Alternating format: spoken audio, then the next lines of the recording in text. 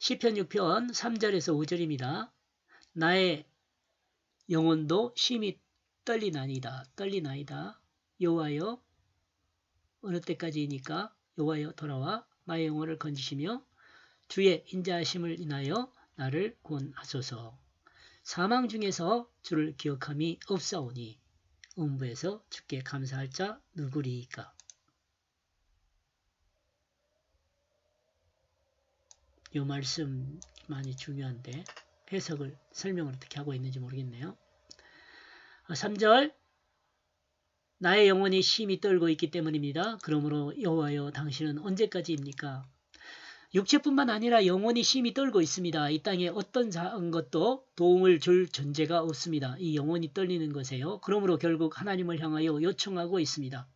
삶의 모든 시간에 하나님을 의지하는 것이 가장 좋은 일이지만 결국 마지막이라도 하나님을 찾는 사람은 복이 있는 사람입니다. 삶의 모든 시간에 하나님을 의지하는 것이 가장 좋은 일이지만 가장 좋은 일이에요. 그렇지만 결국 빼버리고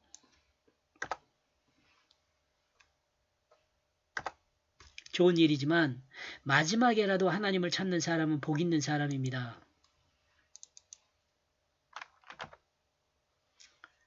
문제를 해결할 수 있는 그 길을 붙잡기 때문입니다.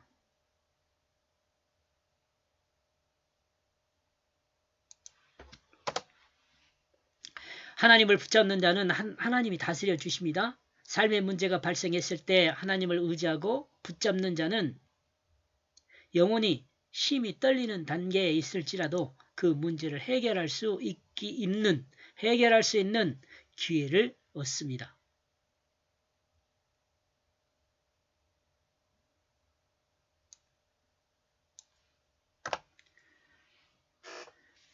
다만 하나님의 때를 기다리며 하나님의 그 역사를 믿음으로 기대하는 것이 할 일입니다. 4절 여호와여 당신은 돌아오소서. 당신이 확실히 건지소서. 나의 영혼을 구원되어지게 만드소서. 당신은 친절하심의 목적을 따라 당신의 친절하심의 그 목적을 따라 하나님을 붙드는 자의 목소리를 하나님은 듣고 다스려 주시며 결국 구원으로 인도하십니다. 믿으세요. 이건 하나님은 모든 사람이 구원되는 것을 소망하시기 때문에 그렇습니다. 하나님을 향하여 구원을 요청한 사람은 하나님이 확실히 구원해 주십니다. 그리고 확실한 구원을 위해 약속하셨고 그 약속을 따라 구속사를 진행하셨는데 바로 예수 그리스도를 우리에게 보내셨습니다. 그리고 예수 그리스도 십자가를 통해 죄를 대속하시고 예수 그리스도 부활을 통해 우리를 새 생명으로 거듭나게 하셨습니다. 예수 생명으로 이 땅에 새롭게 살게 하신 것입니다. 우리로 예수 생명으로 이 땅에서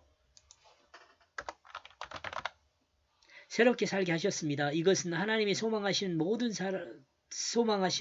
모든 사람의 구원을 위한 그 친절하심입니다.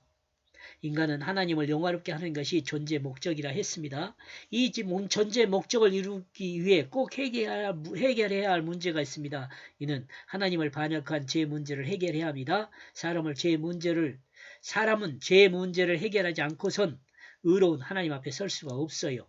그러므로 하나님의 친절하심은 이 죄 문제를 해결할 수 있도록 예수 그리스도를 속죄의 대속 제물로 주셨고 또한 예수 그리스도의 그 부활을 통해 예수 그리스도를 믿는 자에게 새 생명을 보장하셨습니다. 하나님의 공렬하심은 내 편이 되어 일하시는 그 친절하심을 구원받을 백성에게 제공해 주십니다. 이를 전체적으로 생각하면 하나님 은혜의 결과라고 할 수 있습니다. 이를 전체적으로 생각하면 하나님 은혜라고 할 수 있다는 거죠. 왜냐하면 이 사망 안에 그것이 기억하는 지옥이 없기 때문입니다. 누구든지 그는 당신에게 감사하게 만들었다. 하나님의 그 천실하심 안에서 구원받은 하나님의 백성은 그 사망 안에선 그 지옥이 없습니다. 이 말 아까 제가 잠깐 언급했는데 우리가 예수 그리스도 십자가를 믿음으로 죽잖아요. 그 죽음, 그때의 죽음은 지옥으로 가는 죽음이 아니에요. 그 말이에요. 영원한 생명으로 살기 위한 죽음이에요. 우리가 십자가의 죽음은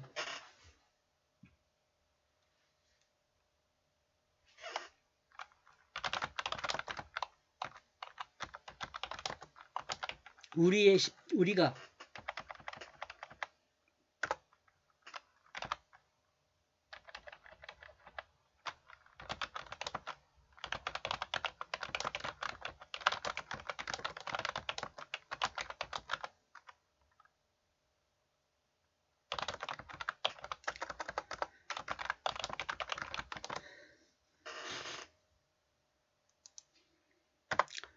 요것이 중요합니다, 여러분.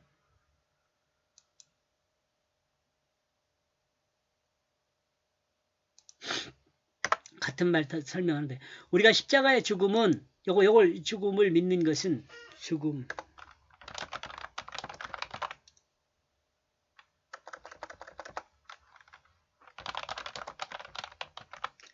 우리가 십자가의 죽음을 믿음으로 죽음은 영원한 생명으로 살게 한 죽음을 믿는 것입니다.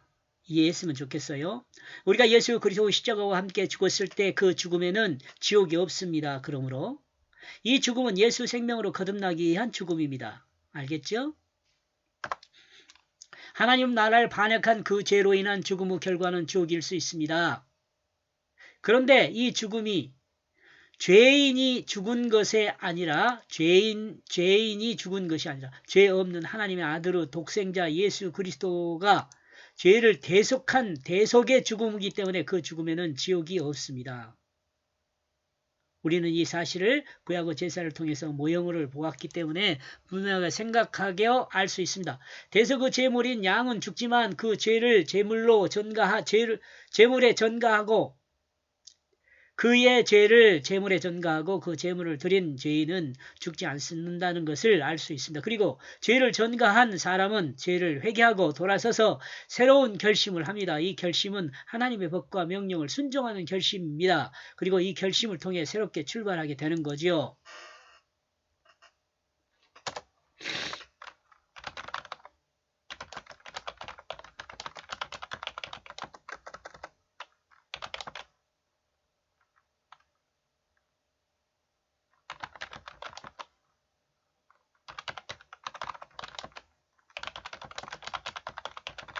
그러므로 어때요? 이 구약의 제사는 지금 여기 설명하고 있는 거 제사율법이에요. 근데 이 제사는 뭐예요? 제사는 이 신약에서는 제사는 이 십자가예요. 이 율법은 뭐예요? 부활이에요, 부활.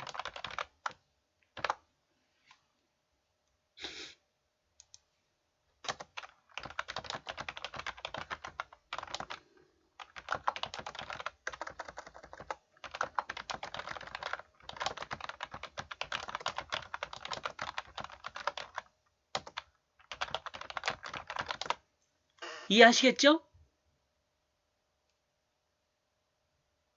신약에는 십자가와 부활을 믿음으로 완성돼요. 특히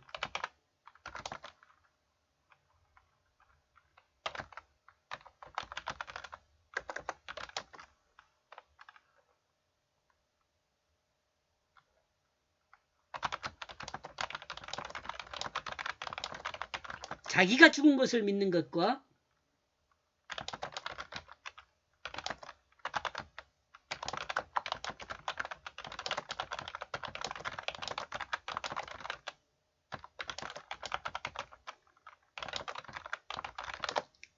이것으로 구원을 받아요.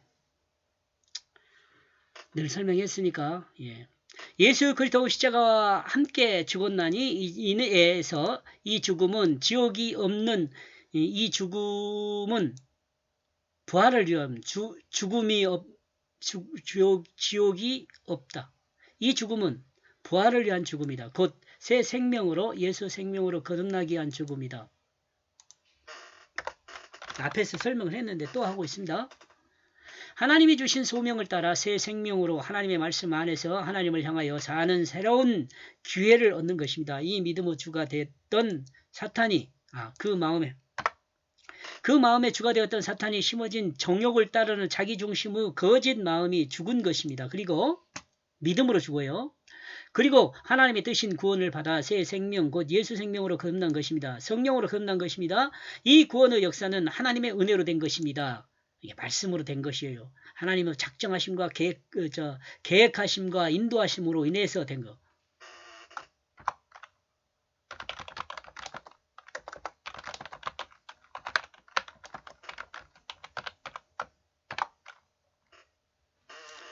된 것이에요. 이렇게도 설명할 수 있다는 거예요. 하나님 은혜로 된 것은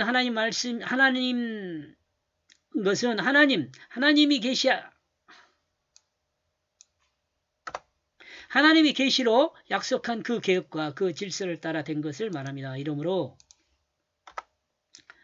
이를 거듭남이라고 합니다. 이 거듭남은 죽지 않은 육체의 그 마음에 거듭남은 죽지 않은 육체에 그 마음이 새롭게 바뀌는 것입니다.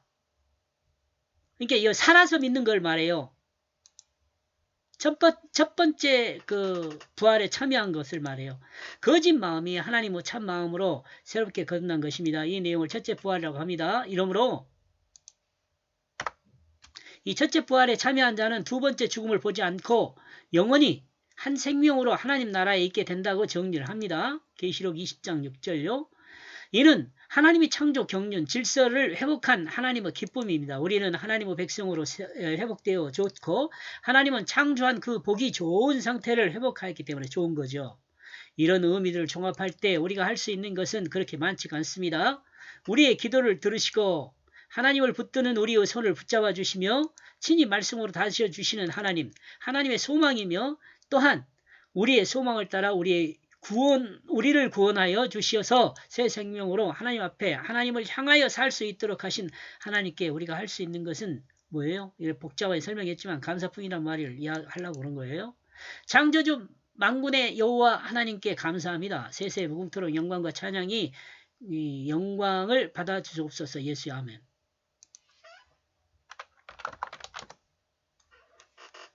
이렇게 해서요. 말씀이 주는 고운을 생각해 보면 읽어요. 나의 영혼이 심히 떨고 있기 때문입니다. 그러므로 여호와여 당신은 언제까지입니까? 여호와 당신은 돌아오소서. 당신이 확실히 건지소서. 나의 영혼을 구원되어지게 만드소서. 당신은 친절하심의 목적을 따라 당신의 친절하심의 아차심의 목적을 따라 왜냐하면 사망 안에 그것이 기억하는 지옥이 없기 때문입니다. 누구든 그 당신에게 감사하게 만들었습니다. 말씀이 주는 고운 인생에서 하나님을 붙드는 것이 복이에요. 하나님을 붙드는 자는 하나님의 다스림을 받아요. 다스려 주셔요. 하나님의 다스림은 구원으로 인도하며 결국 구원받게 하십니다. 하나님의 친절하신 목적을 따라 예수의 그리스도 십자가와 부활을 통해 새 생명으로 살게 하십니다. 이와 같은 하나님의 은혜에 감사할 뿐입니다. 여기까지 보겠습니다. 고맙습니다.